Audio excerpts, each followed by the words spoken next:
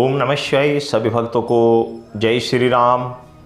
अभी मेरे पास एक कमेंट्स आई थी कि गुरुजी, घर में लड़ाई के कारण क्या होते हैं और घर में पैसा क्यों नहीं टिकता, इसका क्या कारण होता है। तो इस विषय में बहुत सारे कारण होते हैं। कुछ कारण ऐसे भी होते हैं कि घर की शक्तियाँ रुष्ट होती हैं, या घर में अन्य आप कोई गलतियां कर रहे हैं, आप सही तरीके से घर परिवार के सिस्टम को लेकर नहीं चल रहे हैं। तो ये सभी समस्याएं ऐसी हैं जिनके कारण घर में झगड़ा होता रहता है या घर में पैसा नहीं आता। इस विषय में मैं फिर बाद में बताऊंगा। फिलहाल आज का जो टॉपिक है, इस टॉपिक से संबंधित मैं आपको एक ऐसी चीज़ बता रहा हूं कि महिलाओं के 3 लक्षण एक ऐसे लक्षण होते हैं, यदि स्त्रियों में ये लक्षण हैं तो इन लक्षणों के कारण 100% आपके घर में दरिद्रता आएगी। और दरिद्रता ही नहीं, आपको बदनामगी और पैसे की हानि का सामना करना पड़ेगा।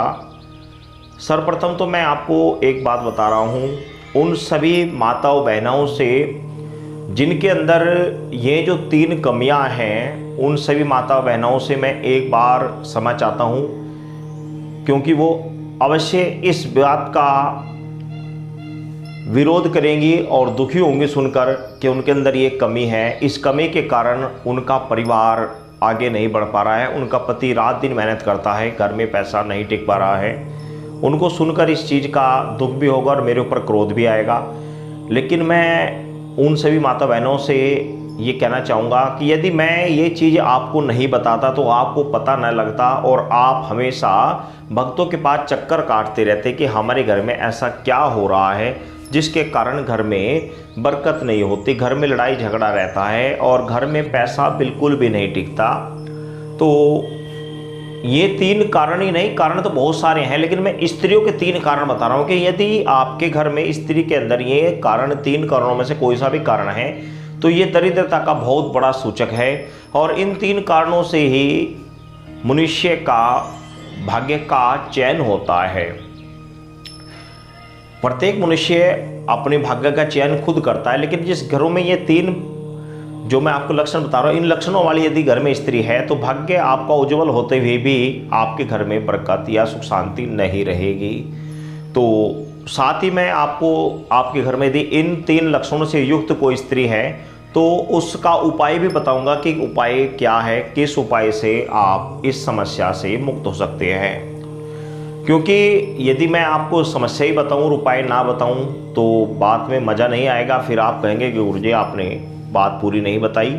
और जो स्त्रियां इन लक्षणों से युक्त हैं वो बाद में मेरे ऊपर क्रोध भी करेंगी और मन ही मन मुझे कोसेंगी भी।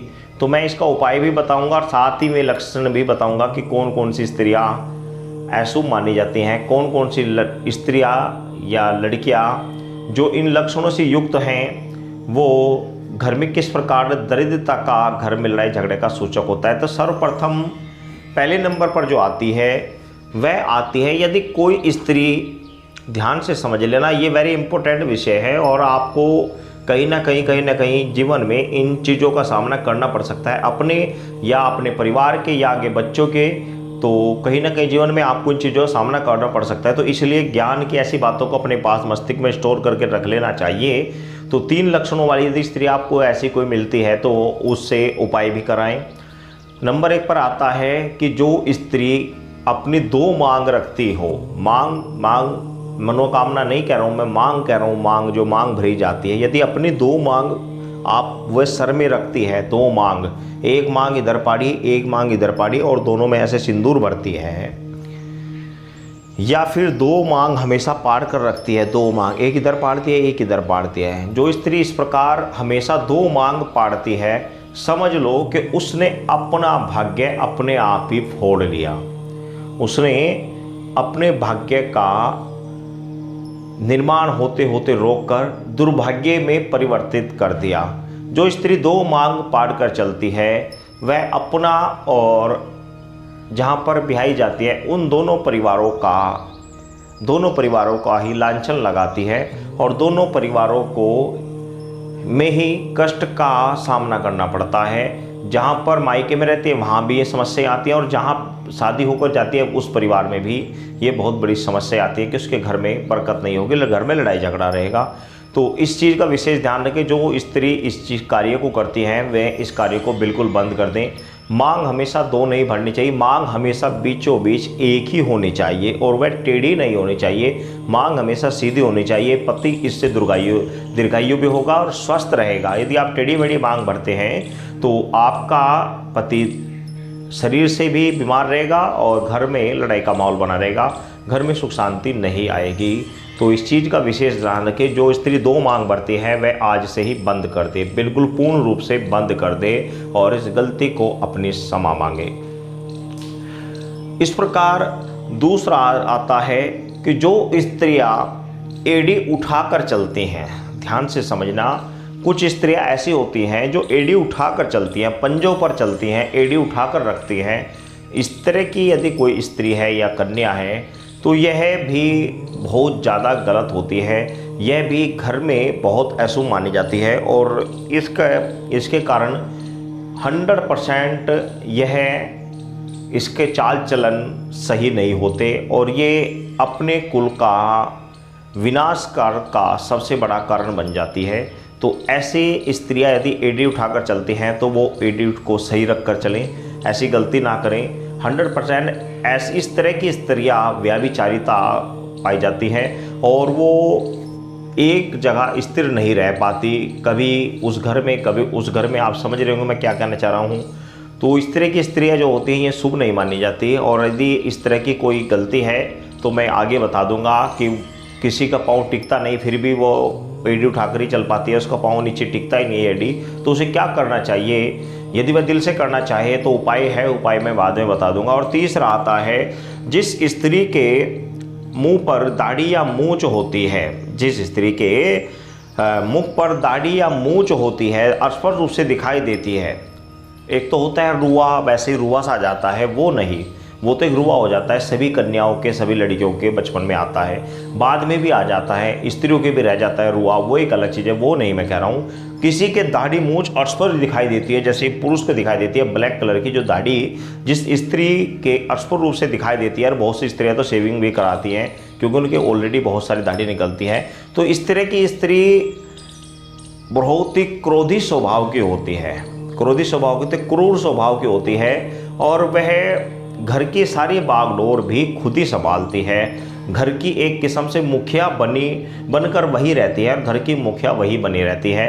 पति को वह कुछ भी नहीं समझती। तो जब वो पति को कुछ समझेगी नहीं, घर में मुखिया बनकर रहेगी, क्रोधी स्वभाव की रहेगी, क्रूर स्वभाव होगा, तो लिहाजा उस घर में सुख शांति का माहौल बनेगा ही नहीं, वहाँ पर लड़ाई झगड़ा 100% होगा और घर में लक्ष्मी का वास सही तरीके से नहीं होगा।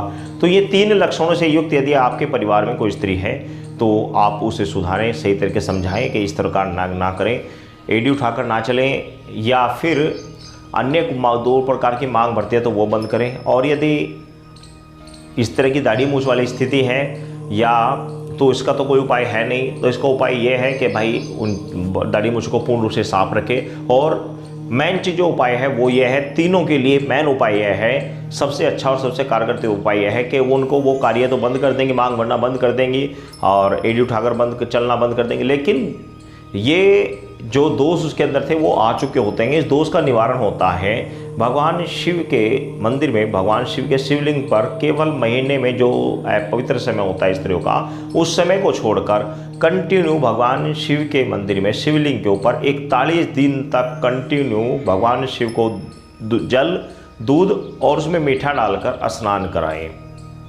दूध, जल, गंगा जल और दूध के अंदर मीठा डालकर भगवान शिव को 41 दिन तक कंटिन्यू स्नान कराएं। फिर कमेंट्स आती हैं बहुत सारे कि गुरुजी ये नहीं बताया, बीच में जो स्त्रियों का पीरियड का समय होता है उस समय को बीच में छोड़ दें, उसके बाद फिर पुण्य सुना कर दें। जैसे मान लिया आपके 21 दिन हो चुके थे, बीच में पीरियड आ गए, तो पीरियड के बीच का समय छोड़ दें, उसके बाद 22वां दिन ही लगेगा, उसके बाद 22, 23, 24, 25 प्रकार 41 दिन पूरा कर लें। इस प्रकार नियम रखते हुए 41 दिन तक भगवान शिव को स्नान कराएं, भगवान शिव के कंटिन्यू पूजा करें और साथ ही भगवान शिव की शिव चालीसा का एक बार प्रतिदिन 41 दिन तक एक बार प्रतिदिन शिव चालीसा पढ़ें।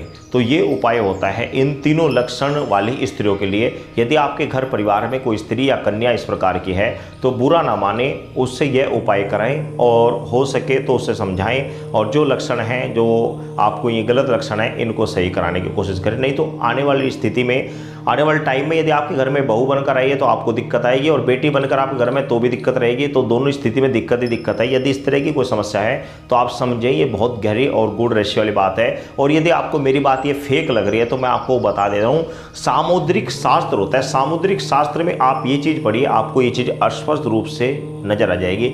ये शास्त्र बहुत पुराने शास्त्र हैं, इनमें कोई मेरी कोई लिखी हुई चीज़ नहीं है। ये शास्त्र प्रमाणित चीज़ है जो मैं आपको बता रहा हूँ। मैं ऐसी कोई भी चीज़ नहीं बताता जो फेक होती है, या कोई चीज़ ऐसी होती है जो शास्त्र प्रमाणित नहीं होती। शास्त्र प्रमाणित है और तर्क संगत है। आप तर्क लगाकर भी देखिए, तर्क संगत भी तीनों चीज़ बिल्कुल सटीक और सही बैठती हैं। तो यदि आपके घर में ऐसी कोई गड़बड़ हो रही, ऐसी गलती हो रही है तो उसको सुधारें, और यदि आसपास के किसी व्यक्ति के पास ऐसी गलती हो तो उसको भी सुधारें। और हो सके यदि ऐसे किसी व्यक्ति के पास आप नहीं कह सकते तो उस वीडियो को उसके पास सेंड कर दे, ताकि वह भी इसको समझकर इस गलती से मुक्त हो जाए। साथ ही जो भक्त मेरी इस वीडियो को देख रहे हैं उनसे निवेदन है कि वो चैनल को सब्सक्राइब भी कर लें, ताकि आपको ऐसी नॉलेजेबल वीडियो निरंतर मिलती रहे। क्योंकि हमारा उद्देश्य यही है कि हिंदू समाज, हमारा सत्य सनातन धर्म, जो सत्य सनातन धर्म पर विश्वास करते हुए आगे बढ़े, और सत्य सनातन की हमेशा जीत हो। सभी भक्तों को जय श्री राम।